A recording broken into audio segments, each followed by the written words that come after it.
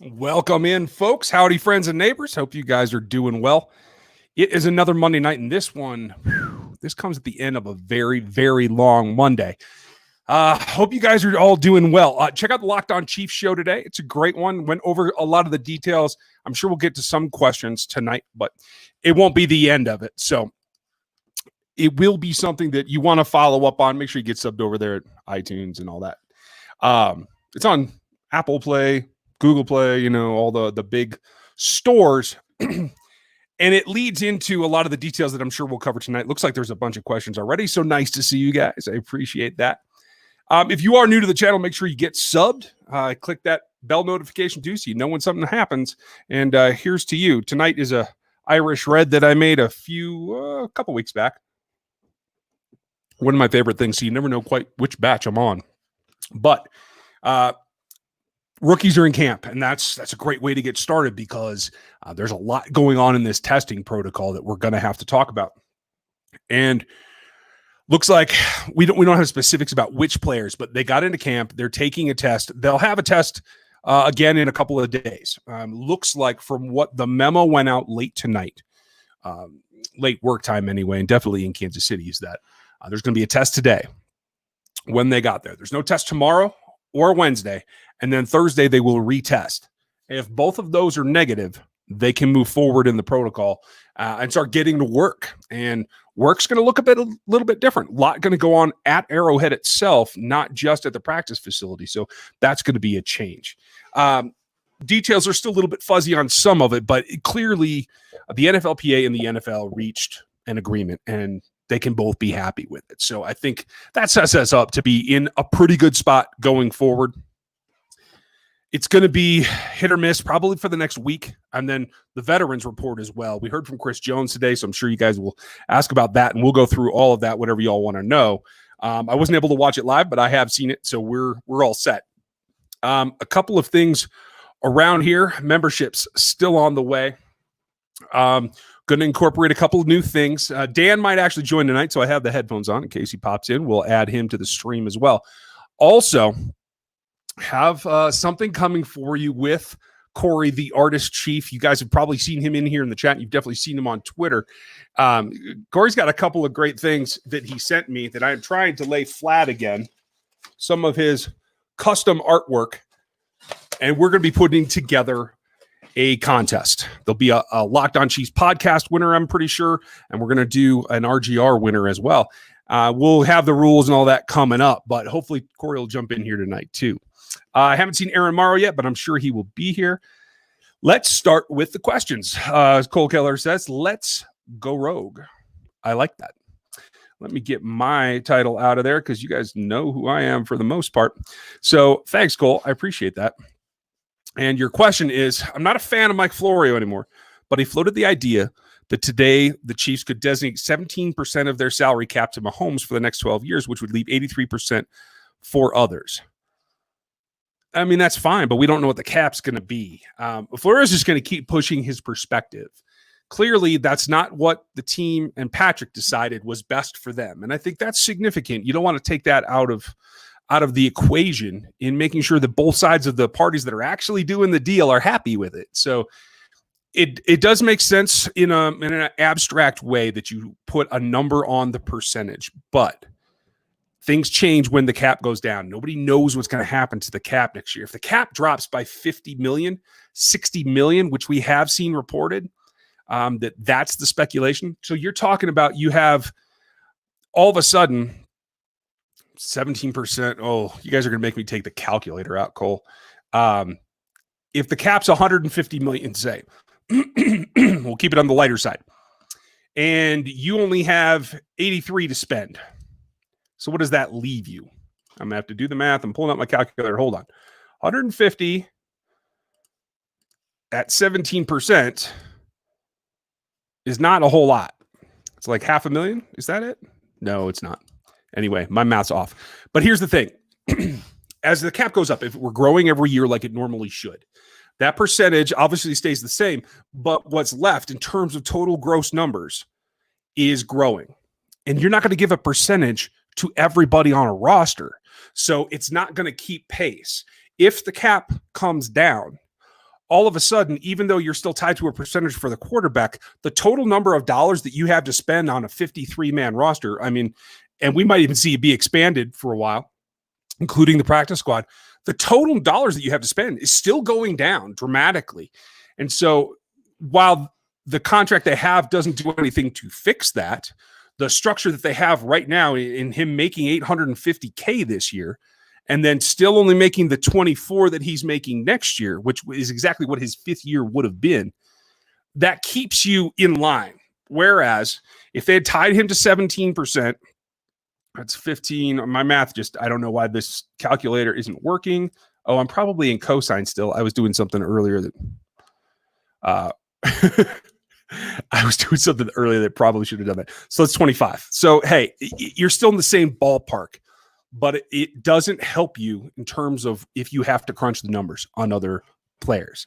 And I think that there's also an aspect that I think teams are just probably a little bit fear of the unknown in projecting that, especially over a length of a contract like this. Yeah, 12 more years.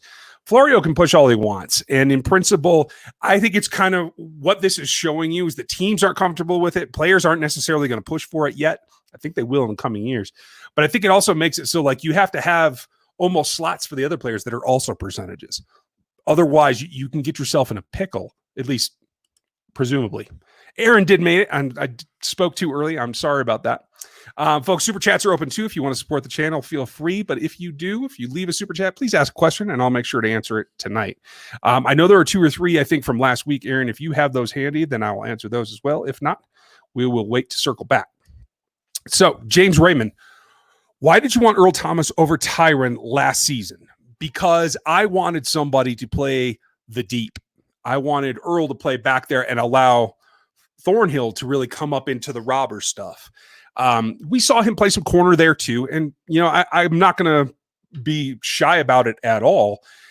I thought at the time, technically, that Earl was going to be a better player. I thought he was going to have a big chip on his shoulder from the Seahawks thing. And I thought it was going to make him really productive. Obviously, Derrick Henry didn't agree with me, but in retrospect, I think in terms of fit for what Spags wants to do, while Earl is also pretty versatile, you can move him around and do a number of things with him. I think definitely Spags and Brett Veach in particular thought that the versatility that he has in Tyrann Mathieu was really that chip up. The Chiefs were pursuing him. The Chiefs were the leader until the Ravens dropped in that last contract. So the Chiefs thought this as well. Brett Veach was going after Earl. It might have worked out that Juan Thornhill might have been a backup. If they had gotten Earl done and then Tyron, you could have seen that backfield. That would have been incredible. I think there was 36 hours or something. We got to enjoy the idea of Tyron and Eric Berry playing together. So that was nice. I want to say, I can't remember who did the graphic, but it looked great. And I do kind of miss that. Jeff Porter, how are you, bud? What 2 AFC teams do you think will be challenging KC for the best record in the regular season? Clearly, I think the second best team in the league is the Ravens. I don't know what their record might be. Beyond that, then it gets a little bit tricky because I don't have supreme confidence in who the AFC East is going to be in terms of who's going to win that. I like the addition of Cam in New England. I think that gives them a leg up. The question is going to be can Josh McDaniels adapt his play calling to the strengths of Cam Newton that might be different or definitely are different from what Tom Brady did? I think Tom's still, and I think even Cam would admit this, better at manipulating defenders, safeties in particular, with his eyes, with the way he goes about things. While as Cam is definitely more athletic, even with the injuries, although he says, if I saw last week correctly, that he's 100% healed. Okay, that's great. I also think Cam is a little bit more adept at certain specific throws that require more arm strength. So it opens up some things for the New England offense, and that might change that. But the Buffalo Bills, I think, have the best defense in that division by far and possibly in the AFC. We're going to have to see. I really like what they've done in building their roster out, so I could see them pushing. If they get enough help, and I think that that's what they're doing in drafting another running back so they can have a 1-2 punch behind Josh Allen. I think they're trying to protect him from himself partially, but they're also trying to protect him from having to throw and be behind and come back all the time. I think that's going to help them as well. So I can see either of those teams. Is Pittsburgh going to make a resurgence? Could Cleveland actually put it all together? I don't know that either. I think right now I would put my money overall on the Colts with Phillip Rivers. Then I'm concerned about Deshaun Watson's season without Hop. I got to tell you. And now the thing with Kenny Stills, I don't know what's going to happen with him either. So at that point, I'm more confident in the Colts than I am the Texans right now. So it could be them. How cool would that be, by the way, if Chris Ballard's team, his new team with Justin Houston on it, was breathing down the necks, or at least attempting to, of the Kansas City Chiefs? That might be really interesting. So, hey. Yes, Aaron, very good point. Thank you, Jeff Porter. For those of you who don't know or didn't get a chance to see the Athletic Matrix, it's everything that I do pre-draft on athleticism and production. Jeff is a big, big help in that. Jeff does a ton of work that helps me actually get my data correct because, I make transcription errors. You guys know I can't type for nothing. So thank you, Jeff, very much. And Aaron, thank you for reminding me of that. Hey, there you go. Going down to the next question. This is Mark Hartley. What is the one move you would make for the perfect season? Man, that's tough. I don't know that there's one move you can make. I think what the last couple of years have really taught us is that maybe more so than any other time in the NFL's history, that seasons are about adaptation. Whether you're losing players to injury, whether you're just having to roll the punches because of execution, especially what we're going to see with the Chiefs right now.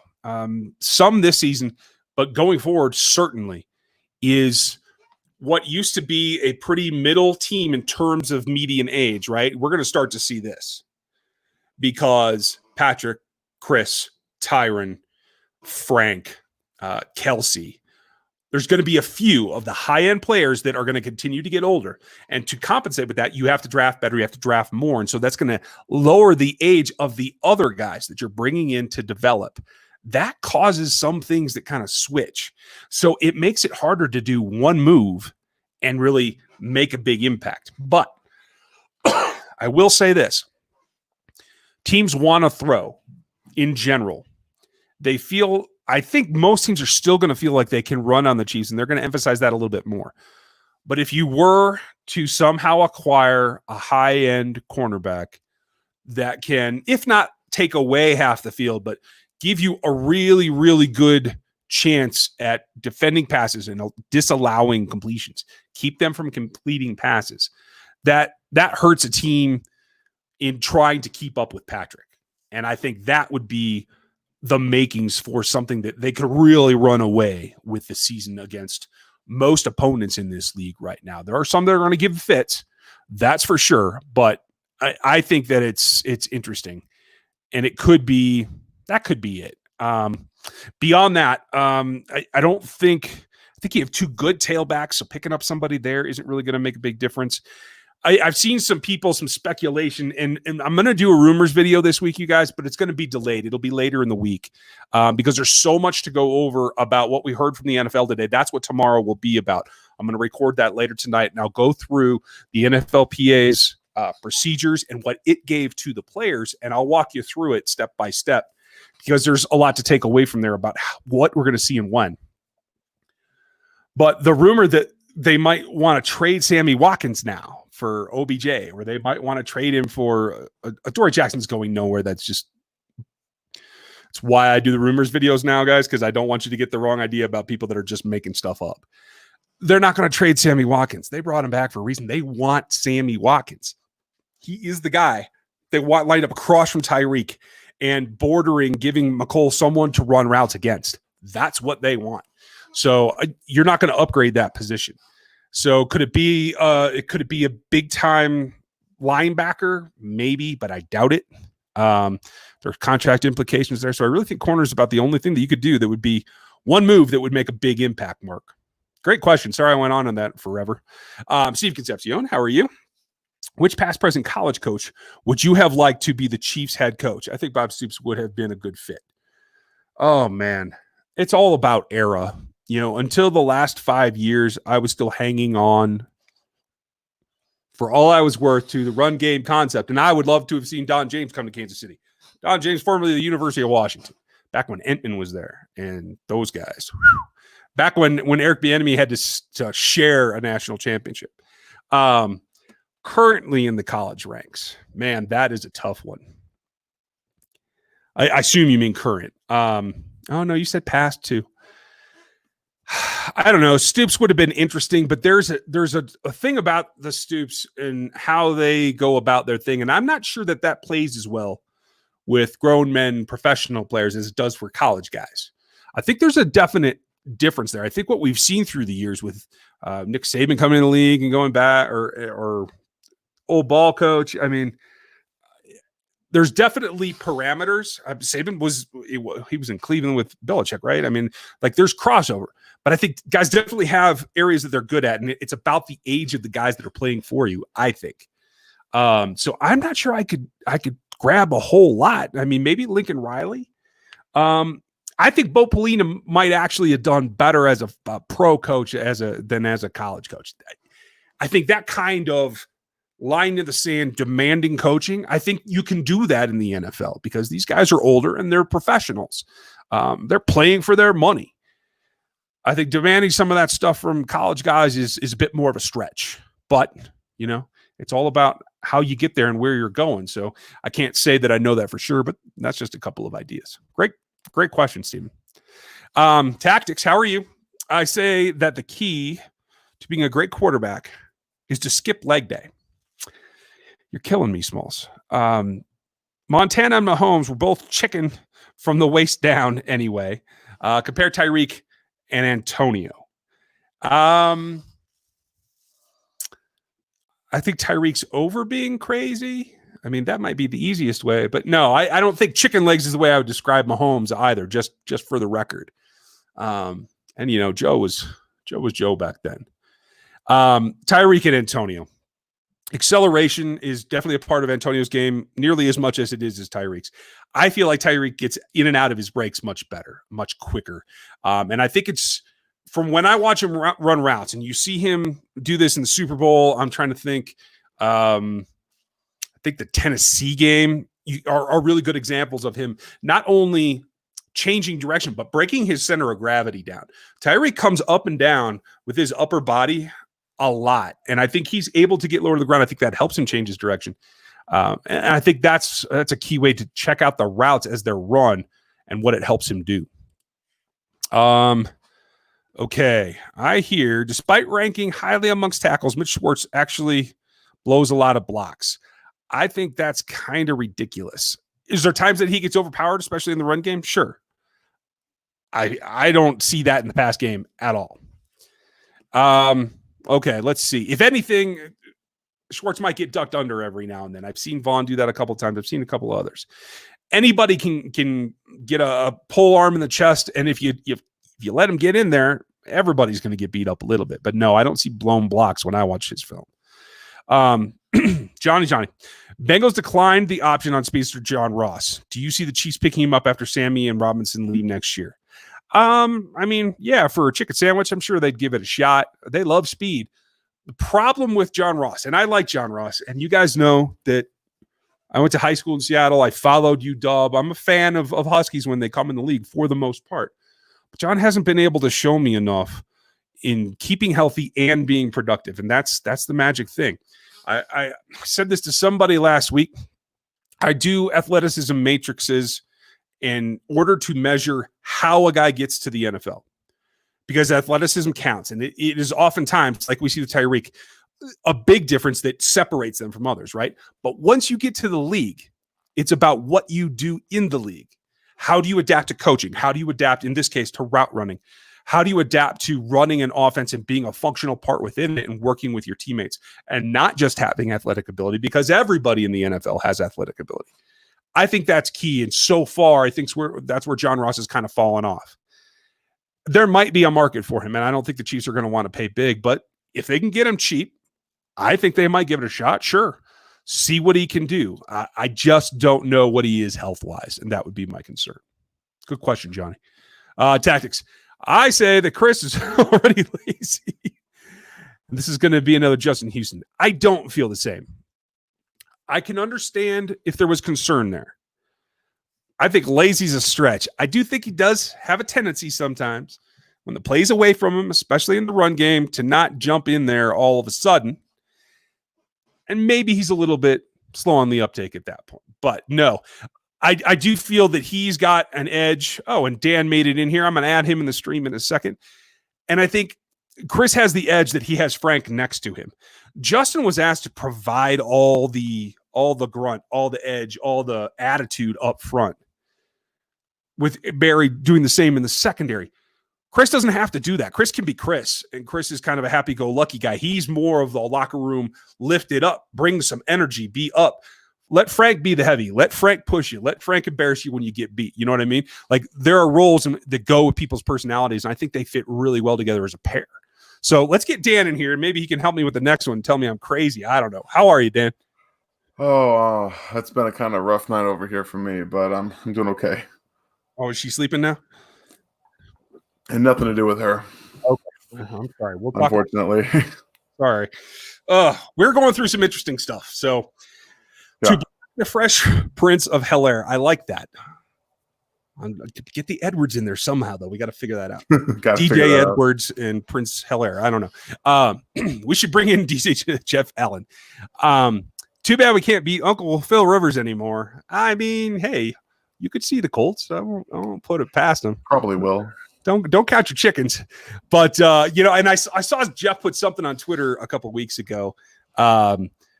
I don't know if it was about the small business, but you know that he's been baking.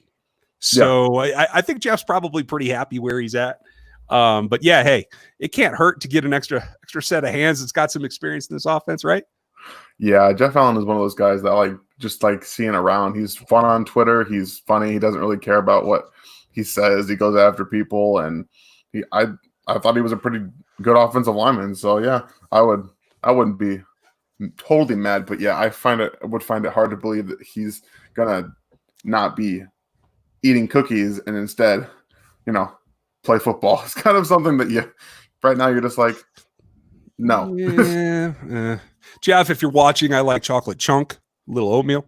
Those cookies and cream ones are amazing. Yeah, that's true.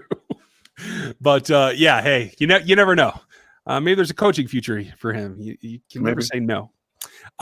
Stephen Kramer, this is tough, and I don't think you guys are going to like my prediction because I think the Chiefs are going to go 10-2, and yes, that means that it's a shortened season. So I think that they're still leaders based off of the whole season until we know what's going on. I'm just being pessimistic. Clearly, I mean, but still, you figure 10-2, even if that's how it is. It's still football. It's still the Chiefs, probably the best record in the AFC. I'll take it. Yeah, I do say. I mean that matchup with the Ravens is going to be tough. But outside of that game, I think they're the number one seed. Yeah. Whatever that record actually turns out to be in terms of numbers, I think they're the number one seed. Yeah, I would. Steven, I'd have them win 13 if they go the full season. Yeah. That's kind of where I'm at. 12, 13. There's going to be hiccups. A couple tough ones, but I think that they're the best team on the field in every game they play. So, and I think they're at a significant advantage right now in having so many players back. And quite frankly, I thought about this today as I was retweeting all the specifics about testing protocols and what the league's doing right now. It hit me. The Chiefs might actually have an advantage in playing this first game and getting everybody into camp a week early or whatever, 4 days or whatever it is that they're letting the Texans and the Chiefs start.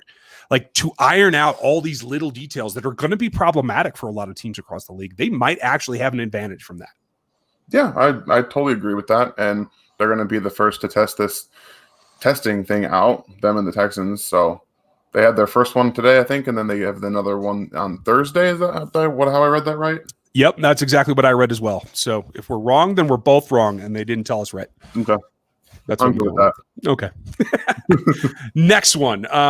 For the next time that we win, which of our players are strong enough to put Andy Reid on their shoulders? My guess is LDT and Mitch. Okay, are they just the two strongest Chiefs? What do you got, Dan? Well, I would venture a guess that Chris Jones is probably him and Frank Clark are probably the two strongest Chiefs. If we're being not by their college numbers. It is. I don't care what the college numbers are. They're in the NFL now, and they've been okay. Okay. They've been working. Derek Notty's stronger than both of them. I'll tell you that right this second. Maybe I see more of a bull rush from Chris Jones than I do from Derek Notty. So okay. And now anchor, you're right, but we're talking about lifting someone with your arms up, and I think that those two got it. You lift with your legs, bro. Yeah, but when you're lifting up a guy, you got to put him on your shoulders. And Andy Reid is, a bit of a bigger dude. They could do the whole, Caesar of Rome thing and put him in the carriage where they're on the poles. That would put him on top of that Gatorade thing and just there you go. You just need the same height guys. Yeah, that'll work. Great question, Tactics. I didn't see that one coming. Can you see Chris Jones getting any defensive player of the years in the future? Sure. Yeah. And he's not being bashful about saying it. No. And I think what he said today, and if you guys haven't seen the press conference, the Chiefs channel has it up. You can find it on Chiefs.com too. He was kind of tongue in cheek about when asked by one of the reporters about, hey, you put all these things on Twitter. Did you really mean them?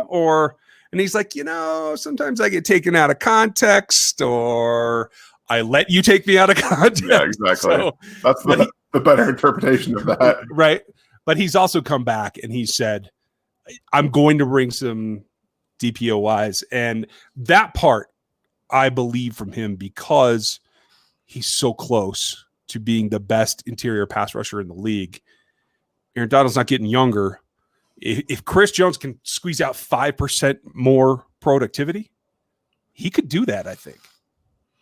Yeah, I mean, he's already set the record for most consecutive games with the sack, and that was 2 years ago. And if we think he's going to get better, then that's definitely a place you can start from. And he definitely this is a statistic award if we're being honest. And the reason that Matthew didn't get it is because he didn't bring down some of those interceptions that he dropped. You think he said he dropped like 10 interceptions. So. He's the first guy to say it too. Exactly. He's like, I dropped like 10 of them. So, and you figure maybe Chris gets a couple interceptions too. I think he's already got a couple on his career, but he throws one in there with maybe 18. You got to get to probably the 18 sacks to win it. I could definitely see it happening. Yeah, I think it's in the realm of possibility. Good question, Spicy. Adam Roach, do we have room to add a veteran CB like we did last year, or another position? I think there's definitely room in the CB room. They have some upgradability there. I just don't know if there's going to be anybody available. Yeah. Who knows, man? And who knows if they're going to want to actually bring anybody in? If they get their people in and they're all quarantined and there's no positive test results, why would they want to jeopardize that, Yeah, if you're healthy, why let an outside factor in? That's absolutely true. I hadn't even thought about that. Ryan Strange, I hope that your brew is going well, or is it Adam that's brewing? One of you guys checked out the other channel. I appreciate that. What's more likely to happen, in your opinion, Mahomes throwing 60 TDs or throwing 6,000 yards? Both. Oh, way to pick one. Nice job. I'm going to go touchdowns. Yeah, I could see that. 6,000 yards is going to be real difficult. They're going to have to seriously up either the percentage of completions that Mahomes gets or the amount of times they throw the football for that to happen. And he was at 50 in 2018. And you're only talking about adding 10 more onto that, which I know is a lot of touchdowns, but it's not 1,000 more yards. So, yeah. I would lean more towards 60 in terms of picking one or the other, but I think eventually that he might get both. Well, and I'll tell you this, I do expect the defense to get better. Yeah. So I don't know that he's going to have the opportunity to have to go 80 yards in a drive. His average drives might be 55 yards now. And so that just makes that much harder. So that's what we think. Michael, how did they keep getting complacent? How do they keep from getting complacent this offseason? Seems even harder with the lack of OTAs. Yeah, that could be true, but there's there's a $250,000 bonus just for getting in the championship game. So, I mean, at the end of the day, there's plenty of motivation. A lot of the big players, including Patrick, have specific bonuses for the AC championship and the Super Bowl. So that helps as well. But there's also those people that are going to say, if not to their face on TV, that they're a one-hit wonder and they can't do it again. And Patrick's not that good. Good luck. But that's the kind of stuff. And Frank Clark is the leader at this on this roster. One little slight in text on a website or some commentators, Frank remembers this stuff and he will put it back out, especially on the defensive side of the ball. My guess is it much isn't slipping past Patrick either. Probably not. And I mean, you can really look at the Patriots for this kind of thing. They always found ways to continuously take one little thing and try to maximize the potential for building that chip on their shoulder. We all saw it as stupid, but this is probably going to have to be some of the things that the Chiefs do, especially with, like you said, the lack of OTAs. They're just going to have to keep finding, and there's not any lack of any kind of thing against the Chiefs for talk about fan interaction and even some of the people in the media sliding to them about they're not going to be able to continue to keep this up. So they've got plenty of stuff in their arsenal, I think, that's keeping them motivated to want to go out there and repeat. Yeah. And honestly, the whole dynasty thing, I like that they throw it out because that will keep you motivated for years. Because 2 ain't going to do it either. Nope. Okay, we covered that, Morbian. Sorry, you were just a little late. Spicy, do you think it's unfair for the UFAs not to get preseason games? They need to do something for them. They do. They definitely could use it. I can't say that it's not fair because it is what it is. Yeah. It's not about being fair. It's not within their control. But I will say this too.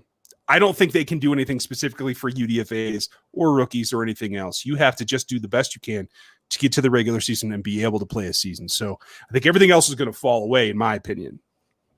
Yeah, it's going to be difficult. And I tweeted out a couple of weeks ago that it's just going to be a tough year for UDFAs. Most of them probably won't make the roster unless you've already got experience in the system. And if you do happen to get on that practice squad, I think we're going to see expanded practice squad sizes, stuff like that. So it's going to be difficult for teams to poach them too, because you don't know what you're bringing in. You don't have much tape on them. You don't know if they're going to test positive. So like, I think that a lot of stuff that we're seeing from players and from UDFA specifically on teams, it might just stay the way that it is, just because I don't feel like teams are going to want to continuously swap out guys. Yeah, I agree. And I said it a week ago. If you're going through this process, like you said, they tested today, the rookies, and they'll test again on Thursday. So there's that 4-day week. And then they want to do every day for 2 weeks, and then they'll adjust, right? If you're doing that, like, it makes sense to me to keep a 75 or a 90-man roster overall, and just everything beyond 53 is practice squad terms of pay. But so then and you have those results, and you don't have to wait that extra lag time to do all that testing. So I don't know what we'll see, folks. We haven't seen anything about expanded rosters yet, but I think it's coming too. Yeah. Firefighter, if NFL ends up canceling the whole season, will the one-year contracts like Watkins and Breland and Robinson be all for nothing? And can they bring them back on new one-year deals? That's a great question, and we have no idea. Yeah. That'll be a negotiation between the NFLPA and the NFL. My guess is that they're going to give them a partial salary, and they're just going to roll it. If they cancel the whole season, they'll treat it as a new year, right? Yeah, I would have to assume they'd have to roll it over to next year. It's not like this is unprecedented. There's no rule book for this. We have no any way of just looking at something in the past to see what this could happen for this year. So it's just gonna have to be how the NFL and the NFLPA work with that out. Yeah, I agree. And sorry, Adam Roach, I didn't say your name before when we talked about your question. I'm slacking. But Michael, how do we keep from getting complacent? We already answered that one too. See, I'm losing it, folks. Pono, Kawhi, how are you? Since our money has been locked up with Pat and Chris, what veterans and free agents out there would you like to see come on short-term deals? Whew, man, I don't know. Would you bring in Tremaine Johnson on a vet min?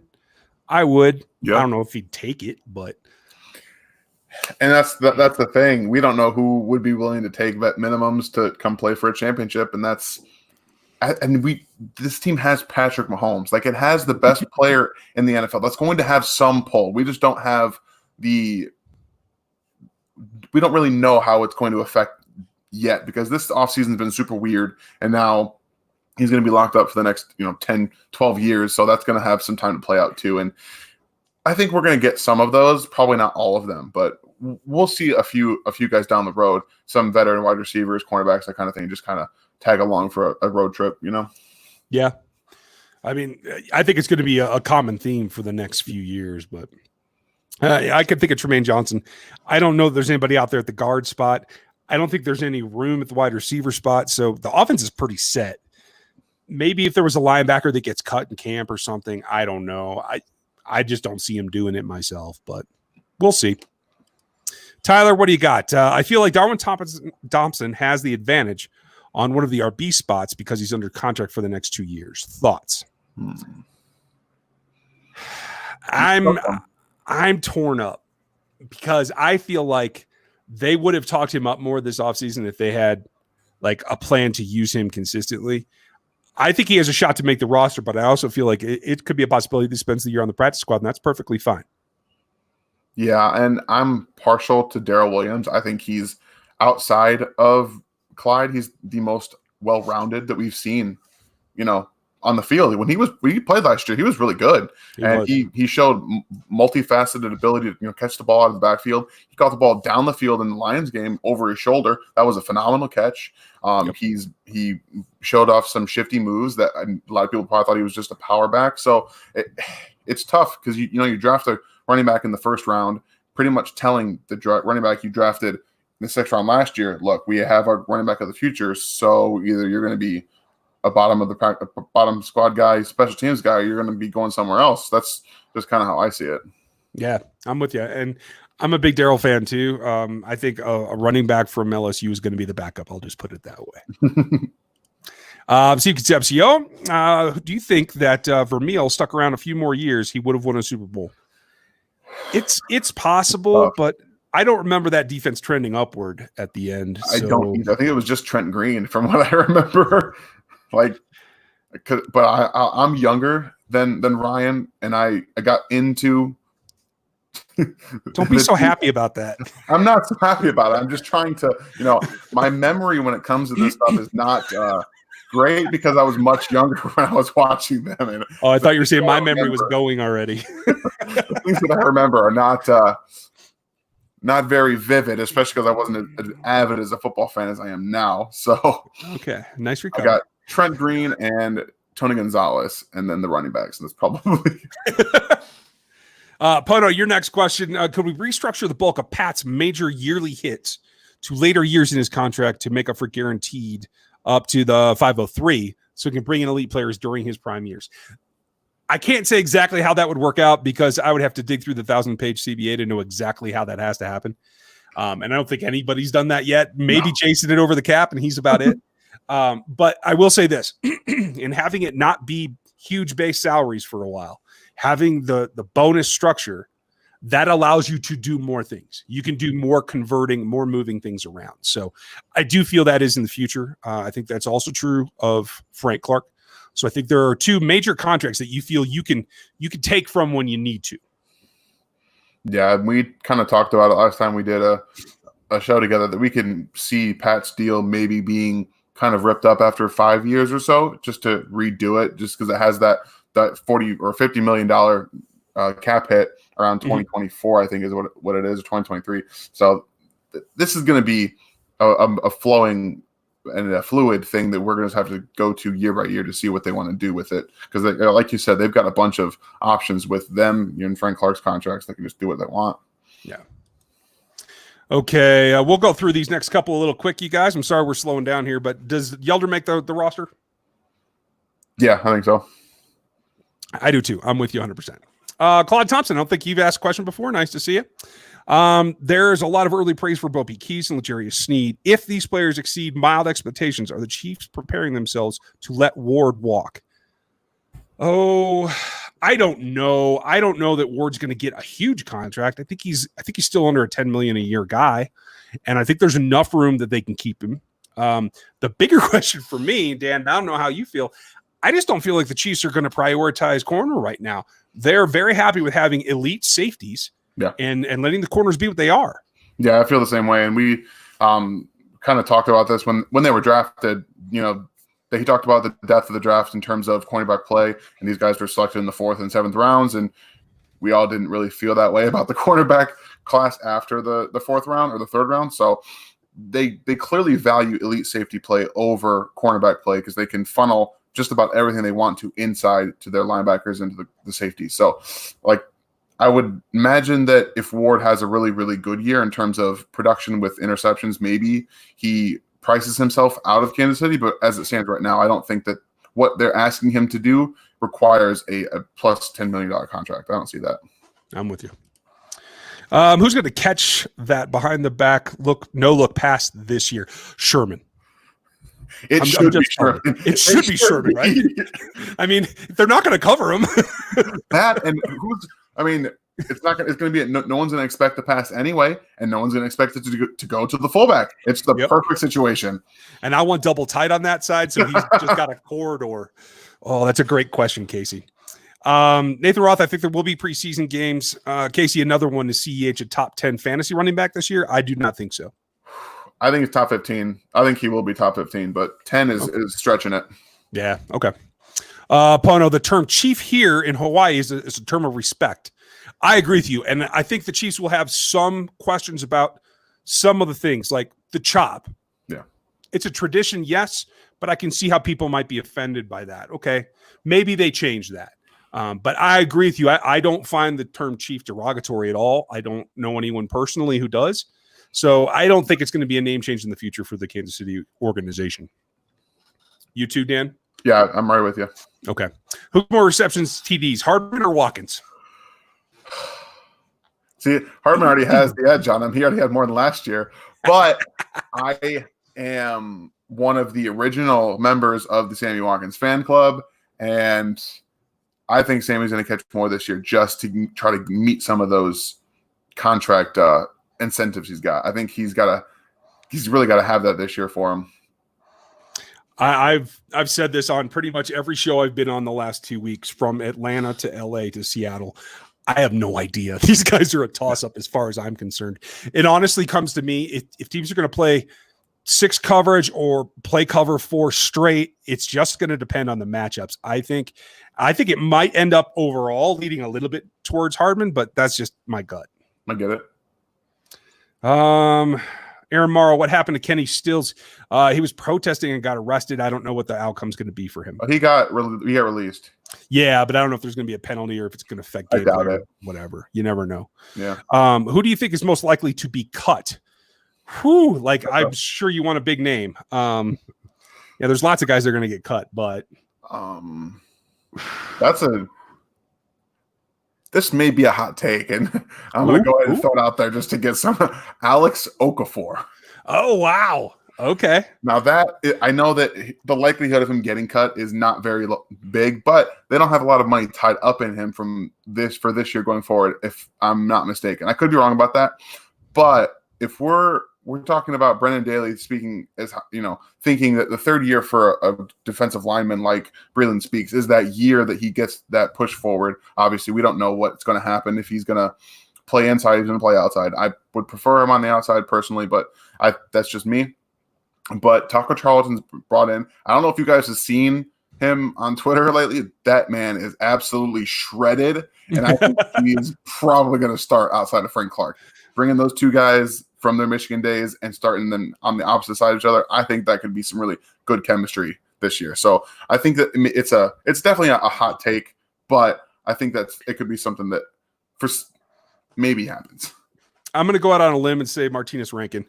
It depends on how well he's rehabbed. And if Wiley's for certain, he might have the edge. And I think they're going to keep Remmers either way because they want a vet backup. So. I agree with that. Steve, do NFL coaches employ algorithms to try and predict their opponent's plays? If not, do you think that they should? I don't know about algorithms. I know they do studies and they look at tendencies. I don't know if any. There could be. I will not put it past them because there are several teams in the league now that have full analytics departments, not just a guy or two.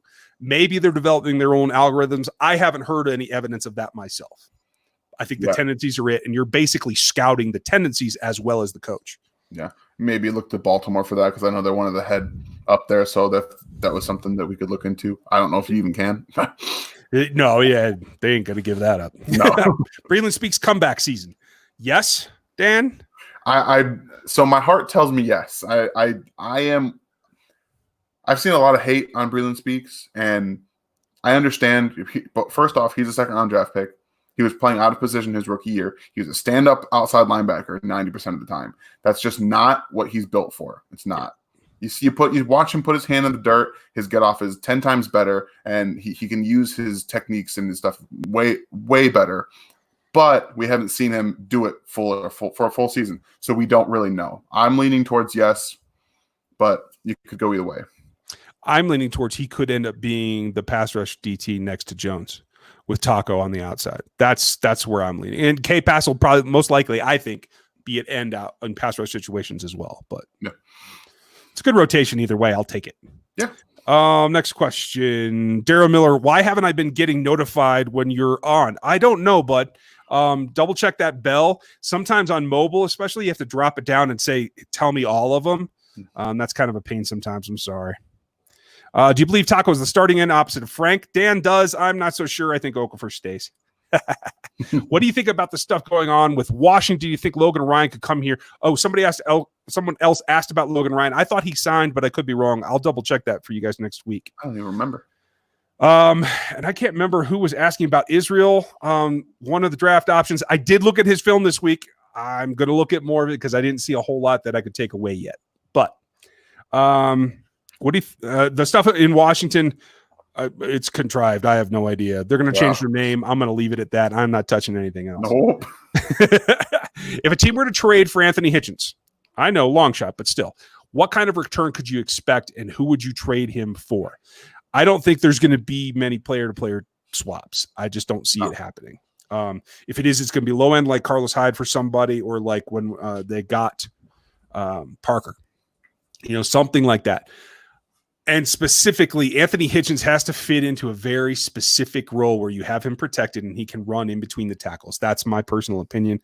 I don't think teams are going to give up much for him outside of a low-end draft pick, and I mean late day 3.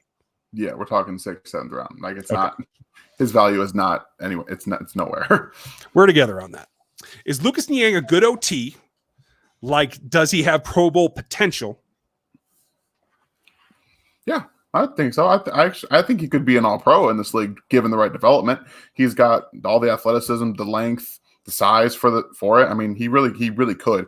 And obviously, like I said, it's going to be dependent upon his injury history, if it holds up, and his development. He's got all of the tools to be a Pro Bowl / all-pro tackle, in my opinion. Okay, you're a little higher on him than me, but not by a lot, and that's only because I didn't go deep into his junior film. I looked at what I could look at from his senior year, and I do see those tendencies. Yes, I get that. I'm a little concerned about not being quite as athletic as he needs to be for this offense, but that's again due to the injury. So, like you said, it all depends on his recovery. And I went into his sophomore year too. So, did you? Okay, yeah, I went both 2018, 2019, just to. Well, folks, Dan says yes. I'm good with that. Is Damian Williams going to be our running back? I hope so. I think he's going to be the starter at the beginning of the season. We'll see what happens in the second half. What do you think?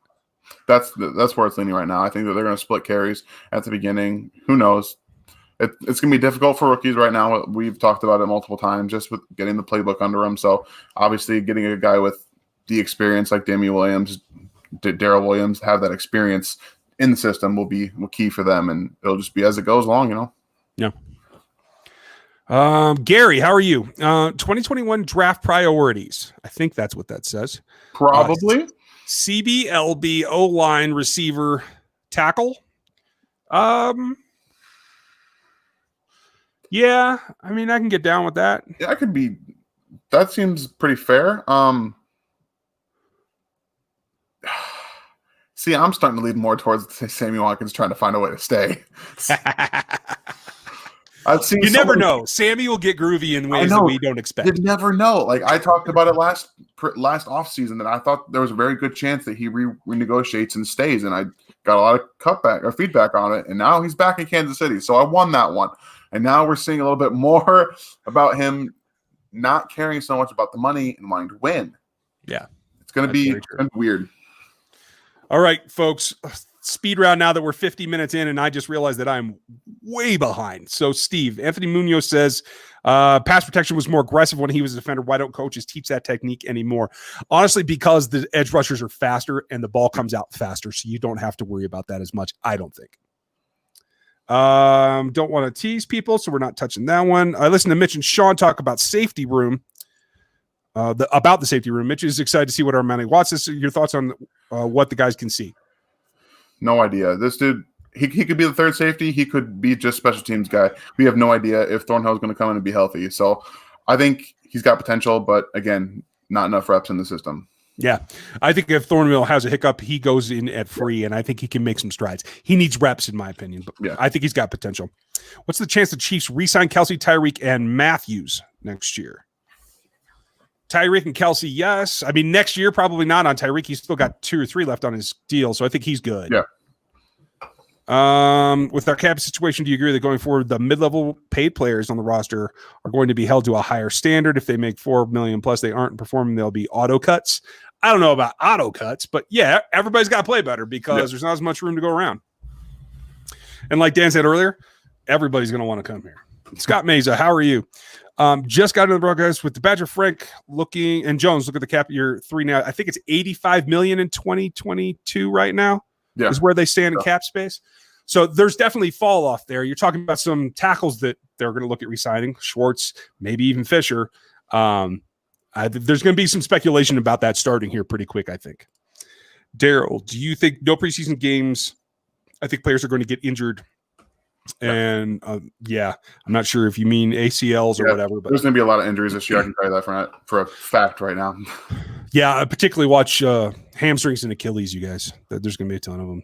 With the NFL looking like it has 0 preseason games, if any, do UDFA see impressing enough to limit reps to stick? Probably not, especially not on this roster where you don't have to have UDFAs. The only one that stands out to me is Lavert Hill. I think he has the best shot of the UDFAs right now. And I think Darryl's going to be in a good spot. Darryl Williams might end up on the practice squad, though. Yeah. I'm watching you to shake your head when you disagree with me.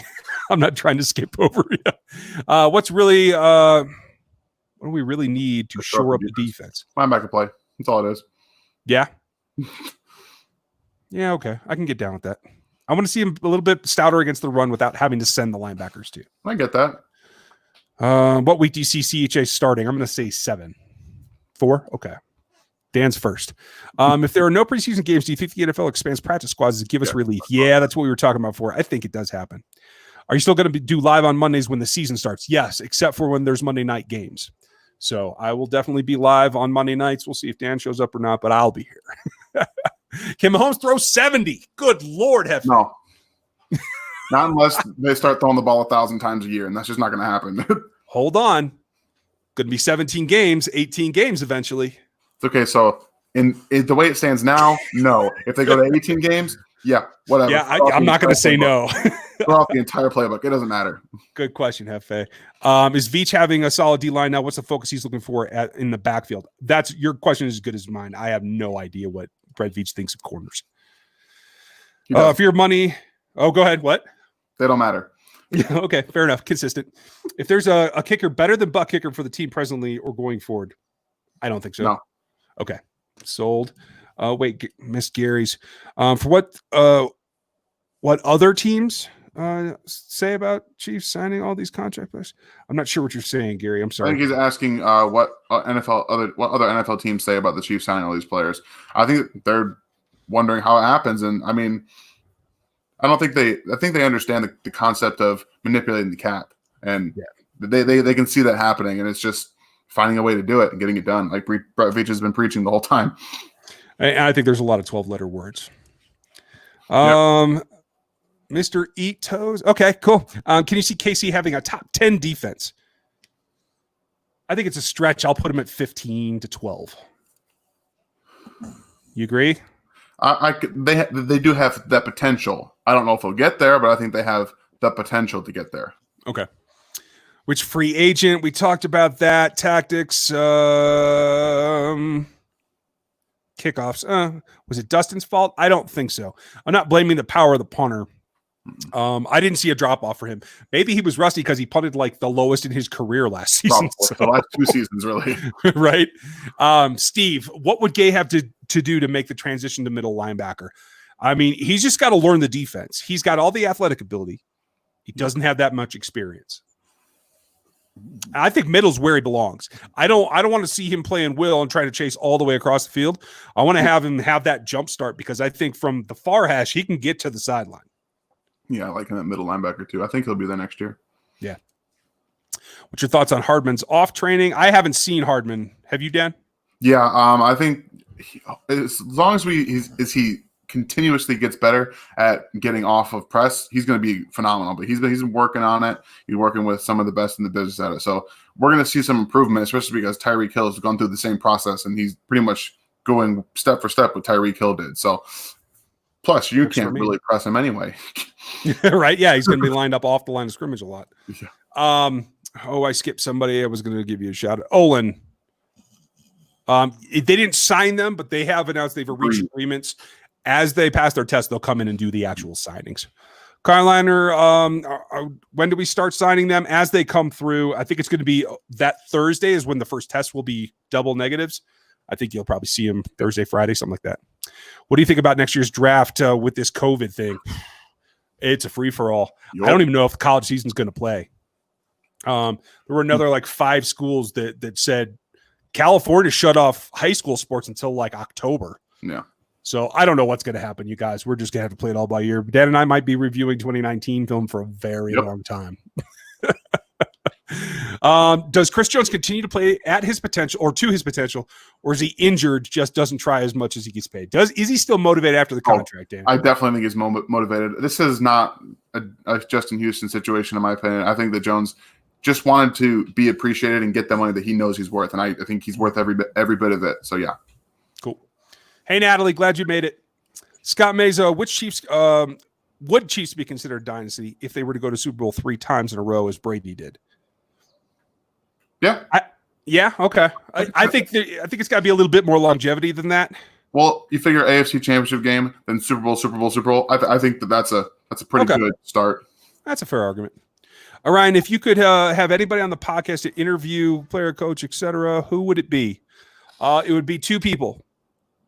They are who they think we are. No, not Dennis Green. Mike Singletary and Patrick Mahomes. I want to see the 2 of them together. Yeah, it'd be fun. Oh, and if I could get Wilbur Marshall, if you're out there, Wilbur, let me know. Is Logan Ryan still an option? We touched on this earlier. I thought he signed. I don't remember. Yeah, I'll have to check it for you. Why not? I did a mock today, and I want your thoughts. Christian Barmore, haven't seen him. Jabril Cox, haven't seen him. Tylan Wallace, I haven't seen any of those guys. Have you, Dan? Nope. So here's how I work, folks. The day after the Chiefs lose to somebody, that's when I start watching college film. Pretty much. Until then, I'm stacking names that I want to watch. I might take a brief, and I do watch people live. So I tried to make my master list from that and go from there when the season's over. Fun fact, Logan Ryan is a free agent. Okay, rock and roll. So, yes, I think it'd be possible, and I think the longer it goes, the less money he has to take, so you never know. Derek Ferguson, does bringing back Suggs back on a 1-year minimum make sense? More like a 1 day. Yes. I think Terrell was pleasantly surprised they got a Super Bowl ring out of what he thought was going to be his retirement. Ask him before the playoffs if he wants to come back. That's the one time you ask. Right. You guys are doing great, and we're speeding through. We will try to get these done. Your thoughts on Mahomes telling Chris Jones he left money on the table for him? That's leadership. That's a guy who literally took money out of his pocket to be even more so the highest paid athlete in American history to try and get championships for you. So I give him credit. Yep. All right.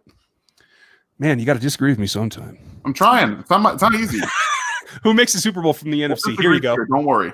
Okay. Who makes Super Bowl from the NFC? Packers.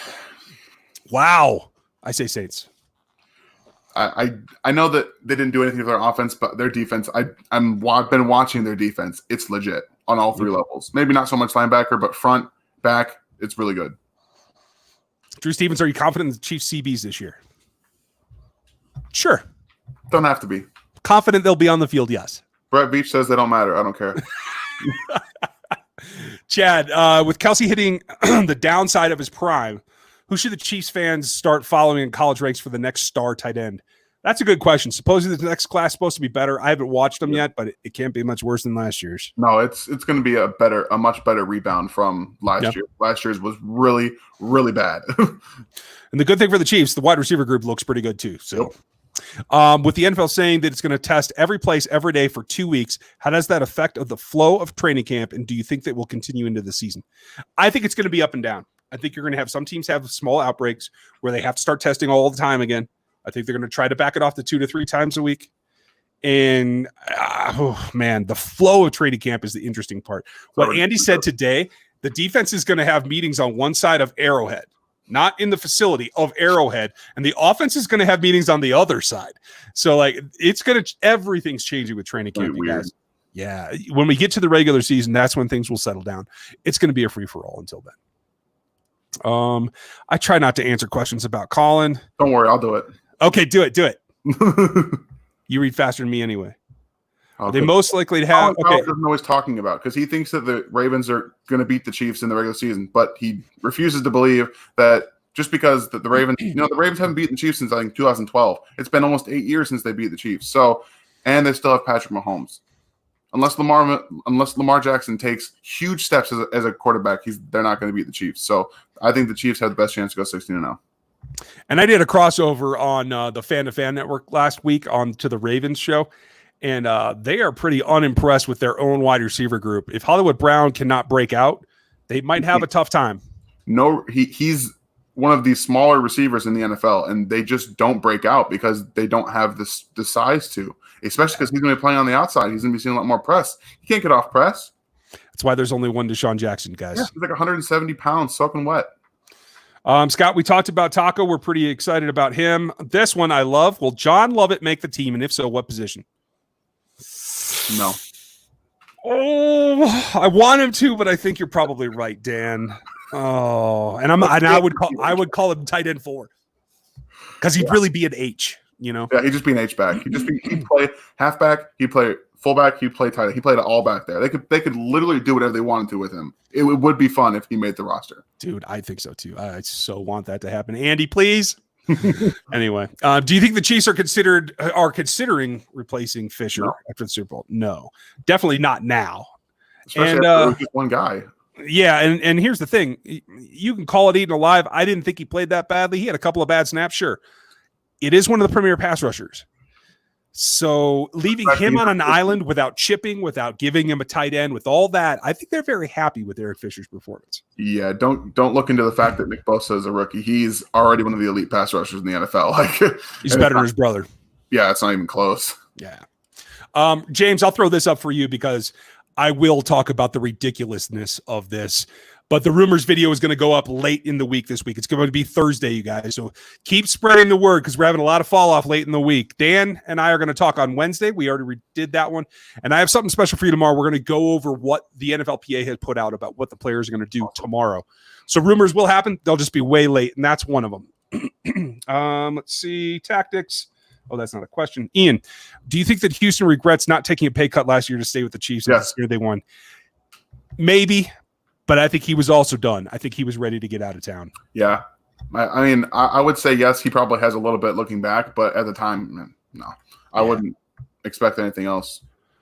Ray, why are people so low on Hitch? It's just expectations versus his contract. He's a solid player. He's just not worth the money they're paying. He's also one of the worst-rated linebackers according to PPF the last 2 years. Like the worst. And when you overpay and you underperform, that pisses me off. The worst. Who are you taking? Eric Berry at his best or Tyron at his best? Berry. Okay. That was I love Matthew. and that's because Eric Berry is a small Ronnie Lott, in my opinion. Yes. And I want to see old school safety play. You know me, I'm old, like Dan said before. I didn't say you were old. I said I was younger than you. There's a difference. All right. Can Niang come play the Cam Irving spot, or is he Fisher's backup? I like the Cam Irving thing. They say they want to give him reps at guard, but I think he does end up being a swing tackle. Yeah, I don't like that, but it's probably what they're going to do. Okay. Whatever. How many Super Bowl appearances and wins do you have the Chiefs having in the Mahomes era and the contract flexibility? Oof. Prognosticate. Okay, we'll go five appearances, 3 wins. Okay. I'll go 6 appearances, 4 wins. I'll take the over. That's fine. Rock on. Is Willie Gay fighting for Damian Wilson's spot? No. They want to keep Wilson where he is, being that guy that can. I think you'll see him actually in some of the sub packages. I think they'll walk Damian up in some of the situations they used Reggie last year. Yeah. Because I think Damian Wilson on the edge, on the line, actually works for me. Yeah, I agree with that. Let's see. How old will you be at the end of the Mahomes deal, bruh? I will not be retired yet. I'll tell you that. Thanks, Adam. Good God, I'll have holy, I better not have grandkids. Girls. Like 12 years from now, you might. Stop. My kids will have graduated college a couple years before that. I'll be 40 at the end of the Mahomes deal. Good God, I won't. I won't be 60 yet either, though. So there's that. That's all right. Let's keep it relative. I did a mock. Oh, I saw and we answered this. Why not? Sorry, I missed you. I'm just slow tonight. So the Chiefs have made a move for Matt Breida, put speed in the backfield. I don't think you need it. You already have Williams. You don't need it. Yeah, he runs a 4.48 or whatever it was. He's got speed. It's about fragility with him. Yes. What's your thoughts on Amari Cobbs? I don't know who that is. I can't say I do. Yeah, he's a UDFA linebacker. I want to say. I think it's a long shot. Okay, yeah, I remember that now. I'll just put it that way. It's a long shot, Ryan. Just like yeah. Why did the Chiefs not keep Colquitt on a league min contract instead of going with the unproven guy, since Colquitt would have played for a minimum? That's what they said, but they were negotiating and it didn't happen. So, I don't know. I cannot tell you about that conversation or that relationship. Well, nobody knows. No, you're absolutely right. Buck Kicker's going nowhere. Ian, do you think Hardman can get 1,000 yards if Watkins isn't on the team next season? Oh, this year. No, I don't. I'm going to say if it's just Kelsey, Hill, and Hardman, and they're trying to find the fourth, I'm going to say yes. I don't think he can get 1,000. Maybe. I think so. Well, I think that Hill's going to get it. Yep. Kelsey's going to get it, and that's going to be it. Just like it's going to be this year. That's going to be the two that get it, and no one else is going to get to it. Like that's. Yeah, but I think he's talking about next year. If Watkins is gone, that means Robinson's gone as well. So he said this season. Oh, did he? Yeah, he said if Hardman could have gotten. This is why Dan's here to read, folks. He's right. Barring injuries, how long does it take CH to overtake Williams in snaps? I think injuries are the key, by the way. Yeah. But Dan thinks it's 4 games. I think it's 7. Nathan Altick, thank you. I haven't seen you in a while. Good to see you, dude. Who is your guys under the radar breakout player and why? Pringle for me, by the way. Ooh, I like it. I think he should be seeing snaps over Robinson, not even close. But I agree completely. I'm going to say Colin Saunders gets 7 sacks this year. There you go. Ooh, 7. That's spicy, Ryan. That's what I'm saying. Hey, you ain't going to rush Pinnell all day. Spicy. I hope you hear me out there, Colin. Do you see Trevor Lawrence being a Raider? He's actually got the hair for it, bro. We talk a little bit about this. We'll talk a little bit about the Raiders on Wednesday, but I don't think that I don't think the Raiders are going to be the worst team in the NFL. So no, I don't either. I think the Raiders might not even be. I think the Raiders might be the other team from the West that makes the playoffs, folks. I agree with that. Ian, which division is the best in the NFL? Best in terms of total win record? I think it's the AFC West this year. It's going to be the NFC South. You think? Yeah. Oh, total wins, you mean? Yeah, I think I agree. I think the Falcons are going to have that bounce back year. They always do with the second year with a new offensive coordinator, and that's just what Matt Ryan does. So, and you already have the Saints, and you're going to have Tampa with Tom Brady, and who knows? Obviously, the Panthers are going to be a dumpster fire. So, there's that. There is that. If Kelsey goes down, don't say it out loud again, Michael. Don't ever. Who gets the most tight end reps? Oh, it's Ricky Seals-Jones or John Lovett. I'm just saying. So he comes up, he makes a couple big plays. Yeah, he's practice squad to the most snaps. That's what I'm saying. Squad the most snaps. Okay. How big of a role do you see Saunders D line will have this year? I think you're to see Colin Saunders come in and be the guy that rushes inside, opposite Chris Jones, probably more than anyone else. Yeah. They'll get into a. Yeah. There's going to be a lot of rotation, but I think he's going to end up getting the majority of the snaps as the other 3 tech in the pass downs. Should Veach find a way to dig up cash to sign Logan Ryan, Jadeveon Clowney, or Larry Warford? No on the last 2. What do you think? I wouldn't have a problem with Warford, to be honest with you. I don't want to see Clowney on this team. He'd be extremely overpaid for what you're going to get from him. Granted, he's a great defensive, like a run defender. He's really good. Yeah, he's well-rounded. Logan Ryan, 100%. I think that would allow them to play 3 safeties very comfortably. You could have Matthew in the slot and really not have to worry so much. They could really shut down like most of the field with 3 safeties on the field. So I'd be open for that. Yeah, I think that opens the dime up completely to be Yeah. literally one guy in the middle, which would eventually be Gay, and 6 DBs. I'm in. I'm in. We just talked into it. Do you think Dortson and Sherman get re-signed after 2020? I think Sherman does. I'm gonna make you upset. No. Okay, that's fine. I'm not upset. It is 50-50 at this point. Anthony is getting older, but I think Anthony and Andy have a thing. And I think Dave Tobe has a big thing in that. 1 year at a time is perfectly fine with all those. Yeah, if he takes that minimum, which he probably will, then probably. But who knows? Maybe he catches 5 touchdown passes this year. Hey, could happen.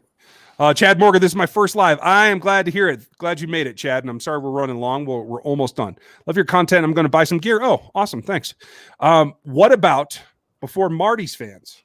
I should do that. I should do a Hank one. I will try to get that updated, you guys. And I have designs. I'm just trying to get the trademarks. I have some killer designs that are coming. You guys are going to love them.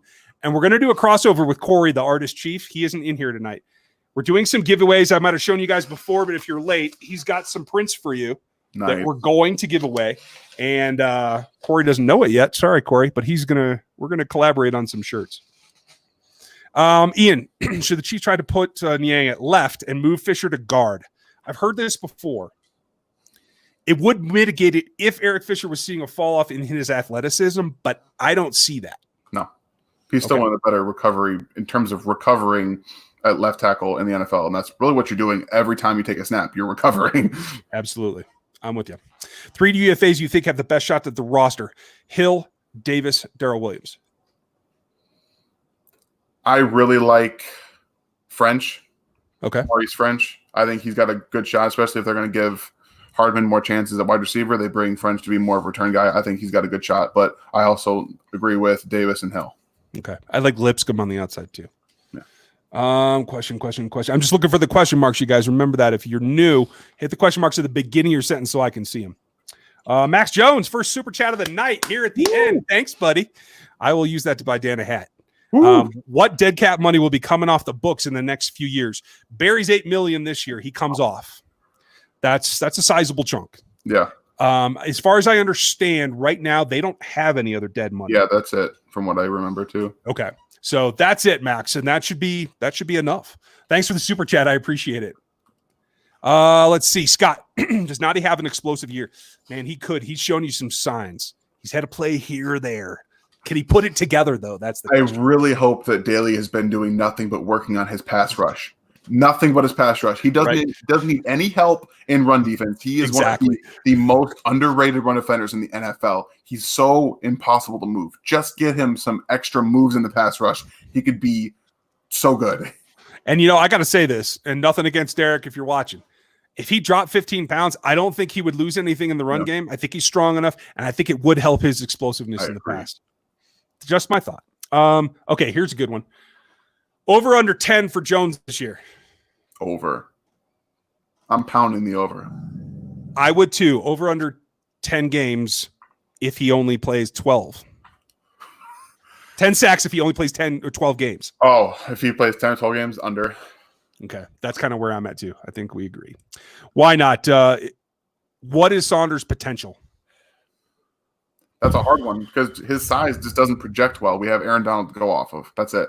Exactly. And there's no other Aaron Donald. So, and last year he was getting his butt kicked against the run, so he gained weight. He got heavier in the gut. He needs to get that back off because in college he was explosive. Yeah. And he lost that down the stretch a little bit, in my opinion. I want to see him get that back. And I think he became a better run defender and lost it in the pass rush. Exactly. He'll get better balance. A year in the strength program, even though it has been removed, it's Barry Rubin's strength program. He's just doing it at home. There is some drop off there, but Barry Rubin knows what he's doing. Still waiting on the koozie, Scott. I know, bro. Every time I test one, I get a little sample and the stuff peels off instantly. The koozies that you can get print to order suck. Oh, sorry, guys. When I find a provider, I will get you some. Why there's so many people talking about Niang on the left side of the O-line? I thought he played on the right hand. Yep. He's only played on the right. Only. Now they're going to switch him, to be honest with you. I agree with you. I love the whole, hey, we're going to give him some shots at a guard. But in my mind, that means they're considering flipping LDT. Yeah. Got the John Ross question earlier, you guys. Adam, do you have a matriculate shirt? No. But I have a pretty unique Wasp shirt coming, you guys, that I have done a lot of work this summer on. And I am no graphic designer, so you knew it took me a long time. If Clark and Jones are both fully healthy this year, can they both get 15 sacks? Can they? Yes. Will they? I don't think so. I'm going to put an asterisk. I think they can if Chris Jones plays 50% of his snaps at end. Okay. Oh, at end? Yeah. Brett Veach even talked about that today, how they feel he is as applicable at end as he is at tackle. Well, I will disagree with Brett Veach on that, but okay. Okay. I think it may go to his usage, and if he plays outside more, I do think he's going to get a few more. I get that. I can see Taco having 10 if both of them get doubled. Yeah, absolutely. This line, you guys, I think you're going to find that it harkens back to the Giants when Spags was there. Yeah. With all those long, tall guys that they could literally put at any four of the spots. Look at Agba. He would have had nearly 10 sacks last year. I know, right? It might be Okafor this time. Don't count him out. He's going to get hurt.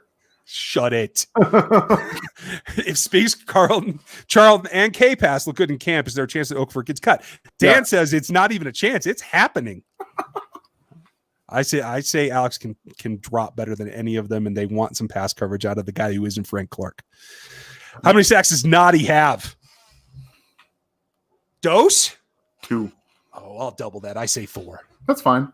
And if they've been working on it, good. I hope they do, and I hope they prove me wrong. But right now, I don't see it.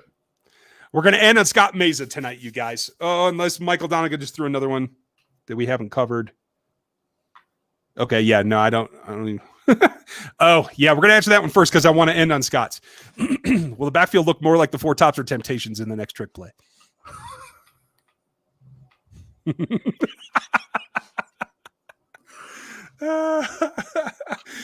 guys ever watch Back to the Future? I think it's going to be something really strange where Patrick just does the Michael J. Fox thing and say, just watch me for the changes and try to keep up. Do it. Hike the ball and just start wailing on it.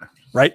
Scott Meza, last question of the night, folks. Thank you for hanging in. If you want to join the channel, please do. The gear always helps. So that everybody's talking about new stuff. I will have that coming. But thank you. Get sub now. If you haven't already, hit that bell notification so you see what we do next. There's always something. Does the Badger get 5 or more picks? Given that he dropped 17, like he said. 25, actually. Right. Do you think he breaks 5? Yeah. Over, under? Yeah. I'm pounding the over. I don't want to be the guy that takes the under. You shouldn't, because I don't think he's going to get under 5. 7. Yeah. I can see he's not going to get 10, but 7, 8. Yeah. Okay. Tyron, I said 7. I just want it on the record. All right, folks. About that time. Last one. I swear this is the last one. Dwight, because you got in here before we were done, and I haven't seen you in a while. If the season is shortened, do you think that the Chiefs could get it in a rut like they have during the mid-season? I think it might power them through that. I think you see them have that lull in the middle of the season because of how they're playing up to that point myself. I think they've got the chemistry to get through that kind of stuff. They showed the adversity to get through last year, and they have the exact same team basically coming back this year. So there's not much they have to figure out in terms of coming together as a team. They already have that. Yep.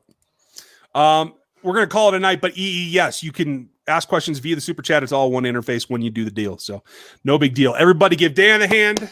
Thanks, Aaron Morrow, to your modding out there. Jeff Porter, thanks for all your help. We'll get Corey, and folks, we got plenty of more coming. So enjoy your week. We'll be back next Monday night for another live. We have update tomorrow. We have me and Dan discussing the AFC West on Wednesday, and then we'll have rumors on Thursday. So keep it here. We got tons more for you. Have a good night. Thanks, Dan. Thank you.